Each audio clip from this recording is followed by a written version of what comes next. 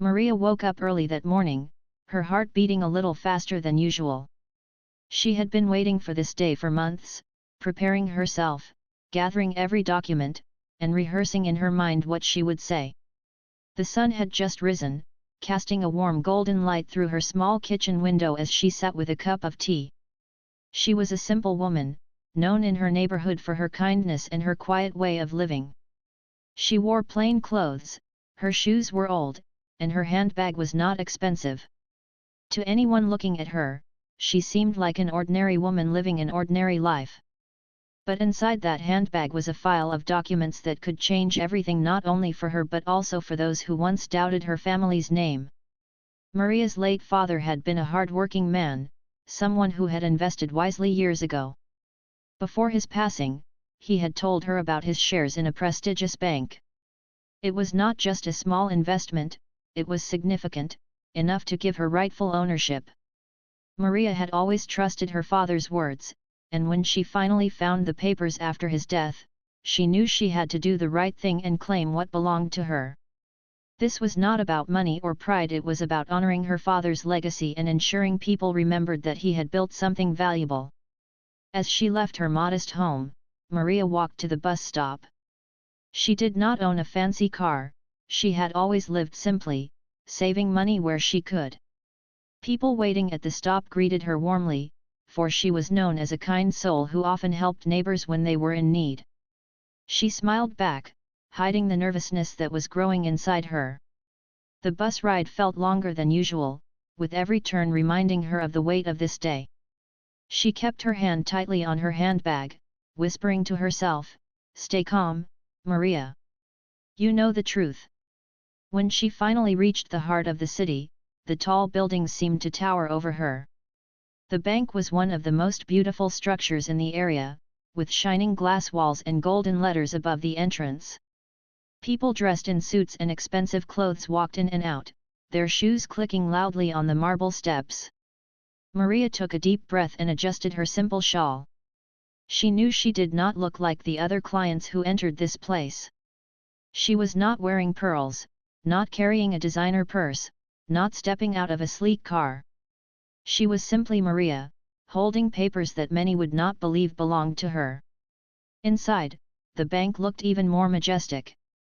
Crystal chandeliers hung from the ceiling, soft music played in the background, and polished floors reflected the lights.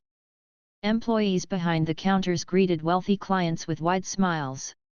Security guards stood tall, watching every move. Maria's footsteps echoed as she walked toward the manager's desk.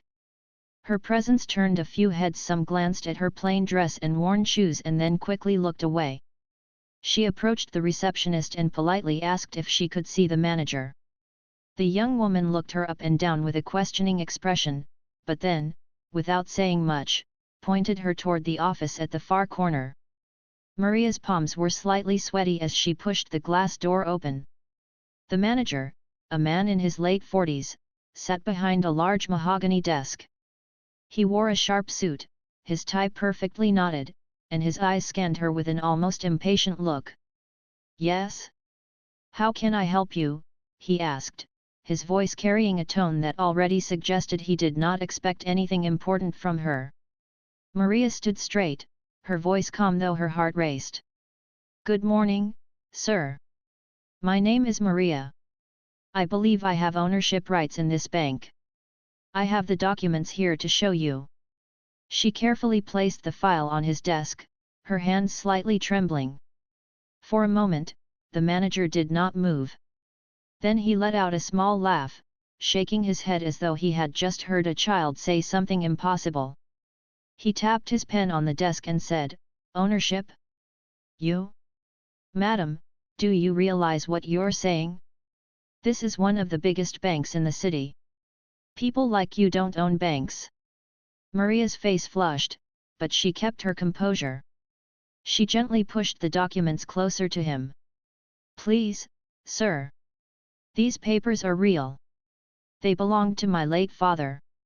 He had invested in this bank years ago. He always told me that one day I would need to come here to claim what is rightfully ours."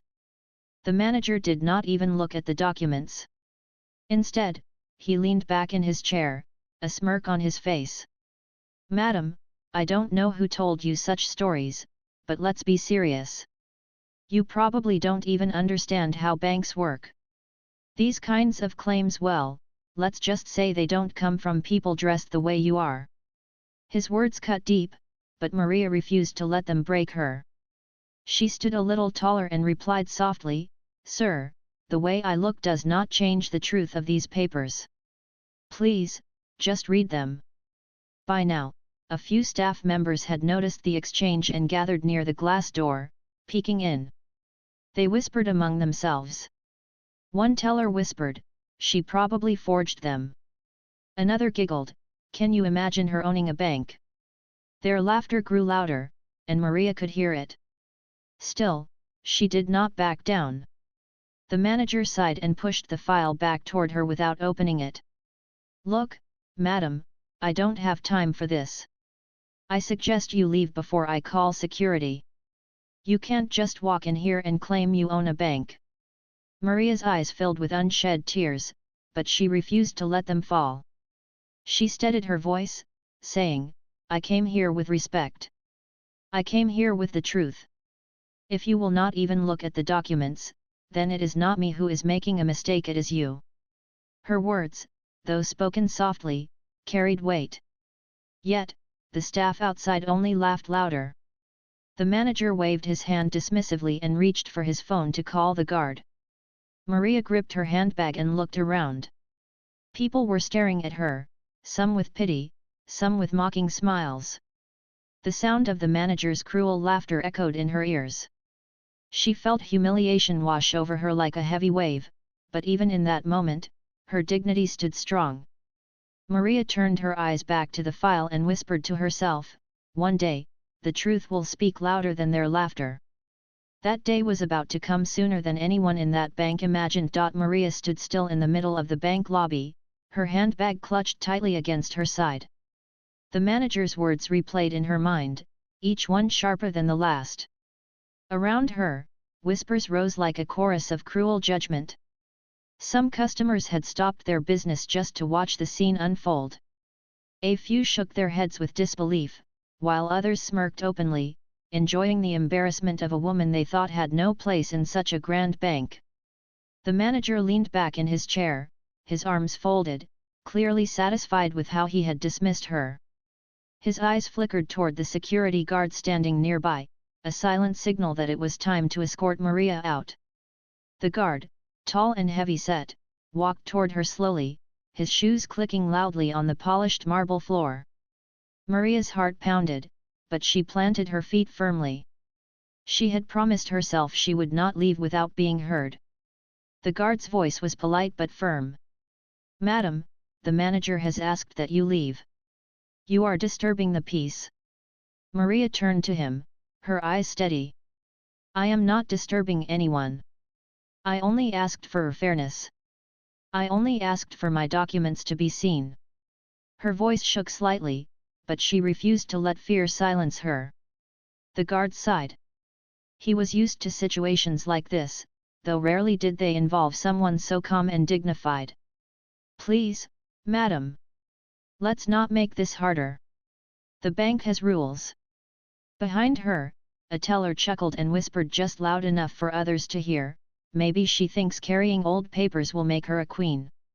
Another clerk giggled, "She probably doesn't even have a proper account here." Their laughter spread like wildfire, filling the lobby with a sound that made Maria's chest tighten. The manager, emboldened by the support of his staff, raised his voice. "Enough of this nonsense. If you don't leave now, I will make sure the police are called. You cannot walk into this bank and make ridiculous ownership claims.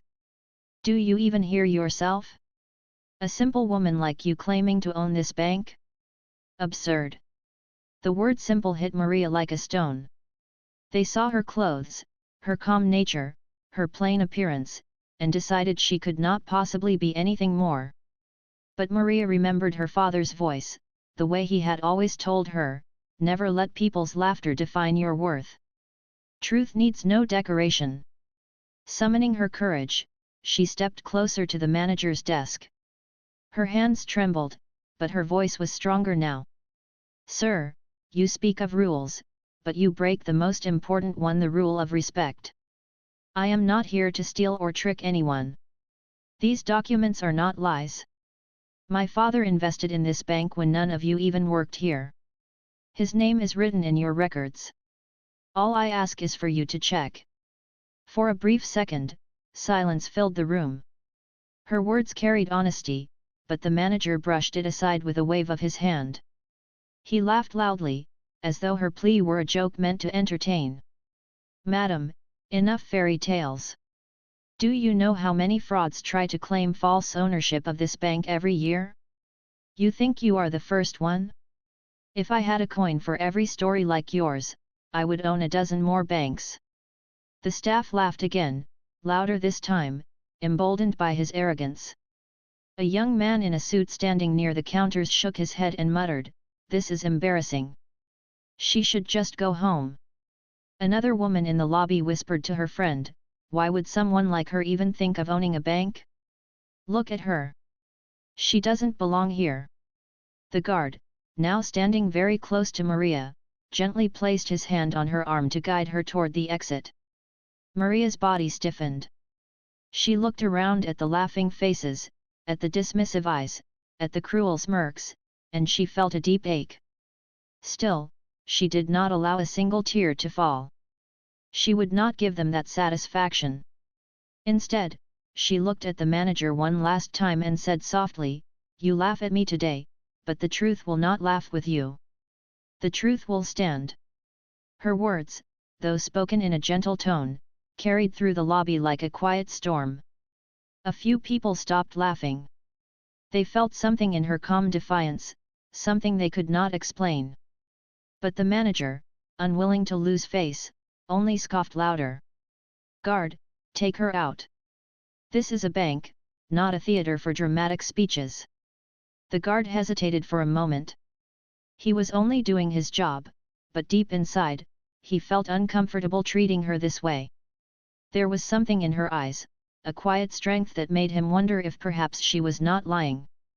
Still, duty came first, and he guided her gently toward the door. As Maria walked slowly across the grand lobby, the laughter still echoing behind her, she felt the sting of humiliation burn in her chest. Her shoes tapped against the marble floor, each step sounding heavier than the last. Customers moved aside as she passed, some avoiding her eyes, others still smirking. She held her handbag tightly, whispering to herself again, "I know the truth. I will not let them take it from me." Near the entrance, she paused for a moment. The sunlight streaming through the tall glass doors fell on her face, reminding her of the morning when she left her home filled with hope. That hope now felt bruised, but not broken. She turned her head slightly and caught the eyes of the staff who had laughed. They looked at her as though she were invisible, yet she knew that one day, those same eyes would see her differently. The manager called out from his office with a mocking tone, "Goodbye, madam. Next time, bring real proof, or better yet, don't come back at all." His laughter followed her like an insult carried by the wind. Maria stepped outside, her heart heavy but her spirit unshaken. The city noise greeted her again, cars honking, people rushing by, unaware of the humiliation she had just faced. She stood on the steps of the bank, looking back at the tall building with its golden letters shining in the sun. To others, it was just a bank. To Maria, it was the place where her father's hard work still lived, buried beneath ledgers and names that no one cared to look at. The guard remained inside, watching her from the doorway. He felt uneasy, as though something important had just been ignored. But he said nothing, for it was not his place. Inside, the staff returned to their desks, whispering and laughing, their arrogance untouched. The manager, proud of himself, sat down again and poured a glass of water, certain that he had handled yet another troublemaker. But Maria's story was not over. Though she walked away from the bank that moment, her footsteps carried a quiet promise. She would not stop. She would not give up. And soon, everyone inside that bank would see the truth they had so cruelly denied. Little did they know, the very next time she walked through those doors, she would not be alone. Maria's steps outside the bank were slow, almost heavy, as though the weight of every laugh and every cruel word had been placed on her shoulders. The afternoon sun was bright, but it gave her no comfort. She stood still on the marble steps, gripping her handbag as if it were the only thing keeping her from falling apart. She whispered again the words her father used to say, "The truth will always rise, even when the world tries to bury it." She believed in that, yet her heart still ached from the humiliation she had just endured. Inside the bank, the staff returned to their desks. The manager was back at his chair, smirking proudly as though he had defended the bank from some great fraud. Customers shook their heads, muttering that Maria had wasted everyone's time. The sound of laughter still echoed faintly through the glass doors, but Maria no longer let it pierce her. She stood silently, watching the road, as if waiting for something though she didn't quite know what. And then, it happened. The sound of car engines, deep and smooth, rolled down the street. Heads began to turn as a convoy of sleek black cars slowed and stopped right in front of the bank. The doors of the cars opened in unison, and sharply dressed men stepped out, their presence commanding attention. They weren't loud or threatening, just calm, disciplined, and powerful. People walking by stopped to stare. Whispers filled the air. "Who could this be?" someone asked. Then, from the largest car, a tall man stepped out. His suit was perfectly tailored, his shoes polished, his posture confident. He was not just wealthy, he carried himself with the quiet authority of someone used to being respected wherever he went. His name was David, Maria's husband. Maria's heart tightened when she saw him. For a moment, relief washed over her, followed by a rush of mixed emotions. She had not wanted to involve him. She had hoped to prove her claim alone, to honor her father by standing on her own feet. But now, seeing him walk toward her with steady steps, she realized the truth: sometimes even the strongest need someone to stand beside them. The staff inside the bank noticed the commotion outside. A teller peered through the glass and gasped. That's David Foster, isn't it?" The name traveled quickly across the lobby. "The billionaire? The one who owns companies across the country." Some gasped, others whispered nervously, their earlier laughter now replaced with unease. The manager adjusted his tie, suddenly sweating. He had heard of David many times but had never seen him in person. David climbed the marble steps slowly, his eyes fixed on Maria. When he reached her, he placed a hand gently on her shoulder. "Maria," he said softly, "what happened? Why are you standing out here?" His voice was calm, but there was a sharpness underneath, like steel hidden in velvet. Maria tried to answer, but her voice caught in her throat. She finally managed to whisper, "They laughed at me. They wouldn't even look at father's papers. They called me a liar." David's expression hardened. He looked past her, through the glass doors, and into the bank where the manager now stood frozen. With one hand, David gestured for Maria to walk beside him. Together, they entered the building. The moment they stepped inside, the air shifted.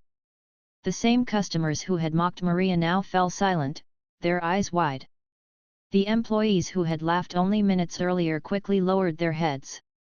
The guard who had escorted Maria out took a nervous step back, unsure of what to do. David's voice broke the silence. It was firm, controlled, yet heavy with authority. "Who is in charge here?" The manager, his face pale, stepped forward. He tried to smile, though his lips trembled. "Good afternoon, Mr. Foster. What an unexpected honor. I am the manager here." He glanced nervously at Maria, realizing she was with him. "I think there's been a misunderstanding." David raised an eyebrow. "A misunderstanding? My wife tells me she presented legal documents proving her ownership claim, and you refused to even look at them. Is that correct?" The manager stuttered. "Well, you see, sir, we receive many false claims. I couldn't waste time on what seemed like what? David's tone sharpened, though his volume remained calm. Because she wasn't dressed in a designer suit?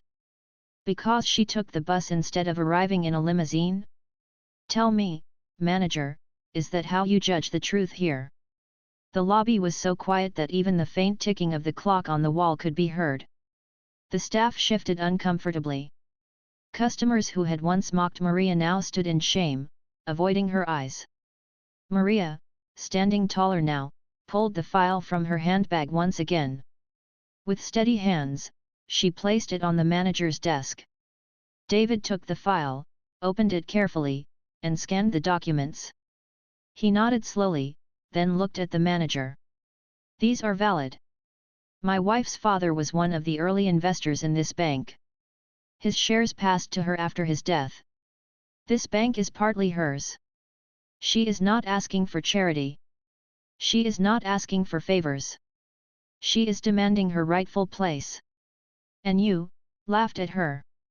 The manager's lips parted, but no words came. His face flushed red, then pale again. Sweat beaded on his forehead. The staff who had mocked Maria earlier lowered their heads in shame. Some whispered apologies under their breath, though none dared speak too loudly. David closed the file and handed it back to Maria, his expression softening as he looked at her. You were right all along, he said gently. And you didn't need me to prove it. But today, they will learn a lesson they will never forget. Maria felt her heart swell. For the first time that day, she smiled not out of triumph, but out of relief that the truth had finally been spoken. She looked around the room at the people who had doubted her.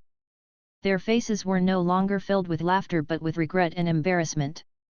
The silence was heavy, broken only by David's next words to the manager, "Apologize to my wife." The manager swallowed hard. His pride was shattered, but he knew he had no choice. With a trembling voice, he said, "Mrs. Foster, I am deeply sorry. I should have respected you. I should have looked at the documents."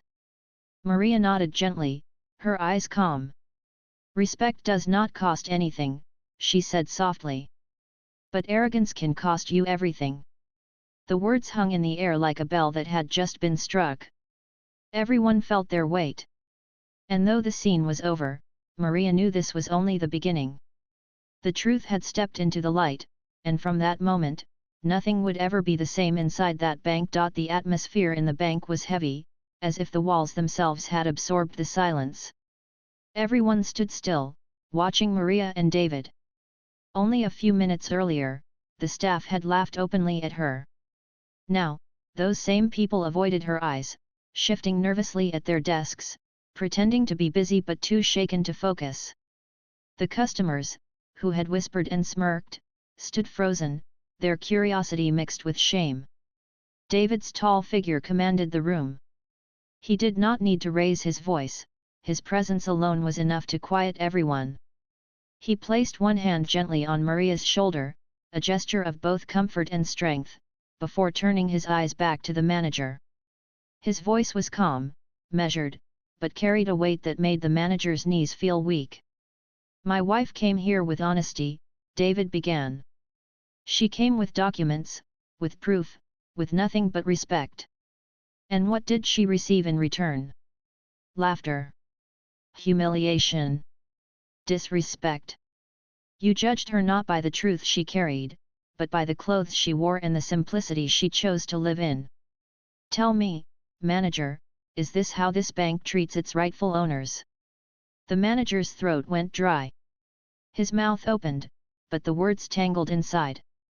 He tried to smile, but the smile looked forced and weak. "Sir, I didn't mean." David cut him off, his eyes sharp. "You didn't mean? No, you meant every word. You meant every laugh. You meant every insult you threw at my wife. And worse, you encouraged your staff to mock her too. That was not a mistake. That was arrogance. That was pride. That was cruelty." The room was so still that even the faint hum of the air conditioner could be heard. A few employees lowered their heads, ashamed. One teller, who had earlier whispered about Maria, now wiped nervous sweat from his forehead. A woman clerk looked as though she wanted to disappear behind her counter. David stepped closer to the manager's desk. His voice was still calm, but every word felt like a strike of a hammer. "Do you know who my wife's father was? He was a man of vision. He invested in this bank long before it became the shining building you see today. Without men like him, there would be no foundation for this bank. His blood, sweat, and sacrifice helped build it. And today, his daughter came to claim what is rightfully hers and you laughed in her face." The manager's face turned pale. His lips trembled as he tried again to defend himself. "Sir, I admit, I acted wrongly. I should have looked at the documents. But please, I only enough," David said sharply, and the single word silenced the manager completely. Then David turned to face the entire lobby, speaking loud enough for everyone to hear. "Let this be clear, the way my wife was treated today is not just an insult to her. It is an insult to every honest customer who walks through these doors. A bank should be built on trust, not arrogance. On respect, not judgment." Every face in the lobby now looked toward Maria. She stood quietly, her hands folded in front of her, her head held high. She had no anger in her eyes, only a quiet strength that shone brighter than any diamond necklace or silk dress ever could. David's gaze returned to the manager. "You are not fit to lead this bank. From this moment, you are dismissed." Gasps filled the room. The staff exchanged shocked glances. Some looked relieved, others terrified. The manager's face twisted with panic. "Sir, please. I have been here for years. This bank runs under my supervision. I beg you to reconsider. It was a mistake, a mistake." David interrupted, his voice stern. "A mistake is forgetting a name, or misplacing a file. What you did was not a mistake. You made a choice. You chose to mock a woman because you thought she was powerless. You chose to ignore the truth because you judged her by her appearance. A man who leads with such arrogance cannot be trusted with responsibility." The manager's legs grew weak, and he sank slowly into his chair, his hands trembling. His pride was gone, his arrogance shattered in front of everyone. David turned his attention to the rest of the staff. "As of today, this bank will undergo a full review. Every employee will be examined not only for performance but for conduct. Respect toward customers is not optional, it is the foundation of your work. If you cannot serve with respect, then you cannot serve at all." The staff looked down, nodding silently. Some were on the verge of tears, remembering how they had mocked Maria only moments earlier. A few whispered apologies to themselves, wishing they could turn back time. David's words cut through the air again. "Wealth and power mean nothing if they are not guided by humility. This bank must remember that." Then, David stepped aside and gently gestured toward Maria. "You don't need me to speak for you," he told her quietly. "If there is something you wish to say, now is the time. Let them hear your voice." Maria looked around the lobby. Every eye was on her, but she no longer felt small. She no longer felt like the simple woman they had mocked. She felt like her father's daughter, carrying his dignity and strength within her. She spoke softly, but her voice carried clearly through the room. "I came here with truth," she began. "I did not ask for favors. I did not ask for special treatment. I only asked to be heard. But you laughed. You judged me by what I wear, not by who I am. You thought a simple appearance meant a simple mind. But today you learned that truth does not need fine clothes. Truth stands on its own." Her words struck deeply. Some customers shifted uncomfortably, realizing how they too had judged her without knowing her story. One elderly man whispered to his wife, "She is right." We all looked down on her. Maria continued, her voice calm. "My father believed in this bank. He believed in honesty. He believed in people. That is why he invested. And today, I will carry that same belief. But respect must be earned, and respect must be given. Never again should anyone who walks through these doors be treated the way I was treated. The silence that followed was powerful. For the first time, no one looked at her with mockery. They looked at her with respect, true respect, the kind that cannot be forced but only earned. David smiled at her, proud of the strength she carried. Then he turned once more to the staff and customers. You see now who she is, not just my wife, but an owner of this bank. Remember her face, her words, and her dignity. Let this day be a lesson to never judge anyone by their appearance again. The guard who had escorted Maria earlier now stepped forward. His voice was low, filled with regret. Madam, I am sorry. I only followed orders. I should have treated you better. Maria gave him a gentle nod. You did your duty. But next time, let respect guide your duty too. Tears filled the guard's eyes as he bowed his head. The customers began to leave, whispering among themselves, their faces filled with shame. The staff remained quiet, knowing change was coming. The manager sat still, his head hanging low, realizing that his pride had cost him everything. And as Maria stood there, beside her husband, she no longer looked like the simple woman they once laughed at. She looked like someone far greater, someone whose dignity had silenced arrogance, whose truth had defeated pride. The lesson was clear. Respect is not earned by wealth or appearance, it is earned by truth, humility, and strength of character. And on that day, Maria had all three. Maria stood quietly in the center of the grand lobby. Just moments before, the atmosphere had been filled with arrogance and laughter, but now it was covered with silence and shame. The chandeliers still shone, the polished floors still gleamed, yet everything felt different. Every face in the room had changed from smirks and mocking eyes to bowed heads and uneasy glances. The very people who had laughed at her now struggled to meet her gaze. David remained by her side, his presence like a shield, but he did not speak. He knew this moment belonged to Maria. She was no longer the woman they had dismissed at the door, no longer the one mocked for her plain dress and simple appearance. She was now standing tall as a rightful owner, a woman who had faced humiliation but had refused to break. The manager, sitting slumped behind his desk, whispered something under his breath, perhaps a prayer, perhaps an apology. But his words no longer mattered. His time of authority had ended.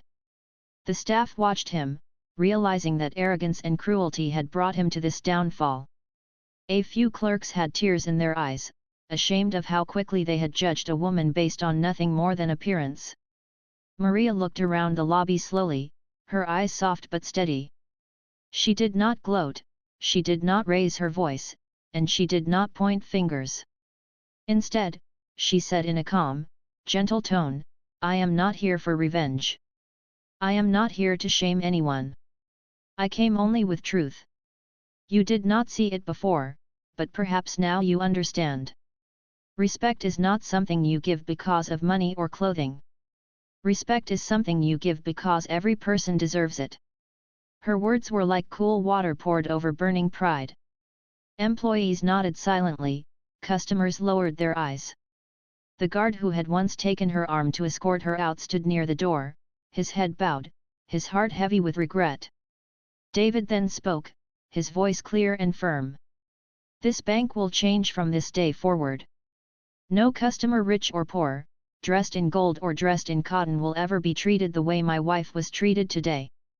If this bank is to survive, it must return to the values it was built on: honesty, trust, and respect. He paused, letting his words sink deep into the hearts of those listening. Then he turned to Maria and spoke more softly, You have shown them strength today. They thought you were weak, but you stood taller than anyone else here. You do not need me to prove who you are. You proved it yourself. Maria's eyes glistened, but not with tears of pain. These were tears of release, of relief, of quiet triumph. She turned once more toward the staff and customers. If any of you laughed at me, I forgive you. But do not forget this moment. Let it teach you. The next time a person stands before you, whether they look rich or poor, remember that behind simple clothes may lie a story, a truth, or a strength you cannot see. The silence in the room deepened. Some customers whispered to themselves, admitting how wrongly they had judged her. One elderly woman near the counter dabbed her eyes with a handkerchief. A young teller who had mocked Maria earlier now stepped forward with trembling hands and said, "Mrs. Foster, I am sorry. I was wrong." Maria smiled gently at her. "It takes courage to admit mistakes. Learn from this, and you will be stronger." One by one, the weight of guilt pressed on those who had laughed, and they realized they had witnessed not just a woman being proven right, but a lesson in humility they would carry for life.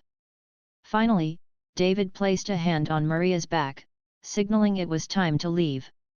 Together, they walked toward the tall glass doors. As they did, the staff instinctively moved aside, creating a path for them. The sound of their footsteps echoed through the silent lobby. The guard at the door quickly pulled it open for them, his voice low as he said, "Madam, sir, thank you. I will not forget this day." Maria gave him a small nod, a kindness that eased the heaviness in his heart. She stepped outside with David, the warm sunlight greeting them once again. The street, still busy with cars and people, seemed different now. To Maria, it was brighter, freer. She inhaled deeply, as if letting go of all the humiliation she had carried. David walked beside her, his expression soft now that the storm had passed. "Maria," he said gently, "you are more than what they thought. You are more than what they see.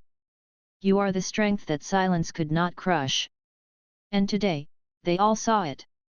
Maria looked at him and smiled faintly. "I only wanted Father's truth to be honored. I wanted them to know that his work, his faith, his legacy still lives.